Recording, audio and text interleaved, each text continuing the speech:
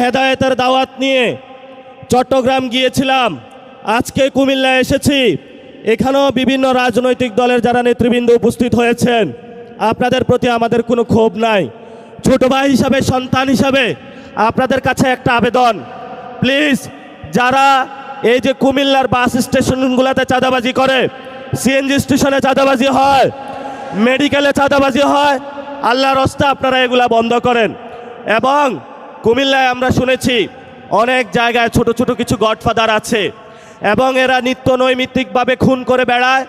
মানুষের জীবনের যারা ব্যবসায়ী রয়েছে তাদের জীবন বিপন্ন করে তুলছে। আমরা আপনাদের কাছে অনুরোধ করব, আসুন এক ঐক্যবদ্ধভাবে আমরা একটা গ্রেটার কুমিল্লা সাজাই, যেখানে আমরা শান্তিতে বসবাস করতে পারবো ইনশাআল্লাহ। সবশেষ দুইটা কথা বলবো। আমাদের ইনকিলাবের পথিক শহীদ ওসমান হাদি ভাইয়ের হত্যা হয়েছে, বাংলাদেশে আমরা শুনেছি বিচার হবে, কিন্তু বিএনপি সরকার গঠন করেছে।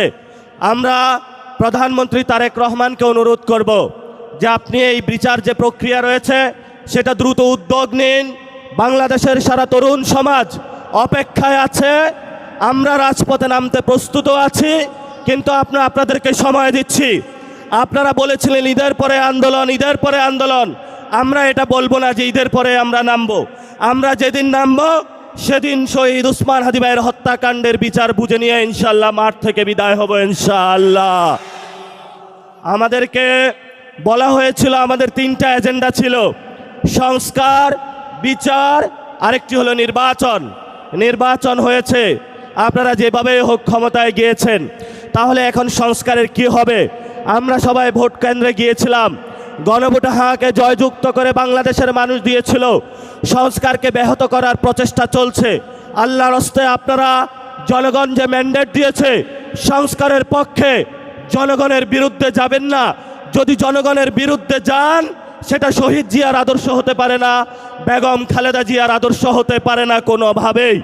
এই জন্য আমরা আপনাদেরকে অনুরোধ করব, যেই পথ শহীদ জিয়াউর রহমান, বেগম খালেদা জিয়া এই বাংলাদেশের মাটিতে জীবন দিয়ে প্রমাণ করে গিয়েছিলেন যে বাংলাদেশের মাটিতেই থাকবো, এখানেই শহীদ হব, তবু বাংলাদেশের মানুষের সাথে গাদ্দারি করব না, সেই পথে আপনাদেরকে থাকার আমরা অনুরোধ জানাচ্ছি। সর্বশেষ কথা, শেখ হাসিনা এখনো কিন্তু আমরা তাদেরকে ফাঁসির কাঠগড়ায় দাঁড় করাতে পারি নাই। ওই যে এই পাশে রয়েছে ইন্ডিয়া, এই ভারতে বসে বসে তারা বাংলাদেশের বিরুদ্ধে ষড়যন্ত্র করছে।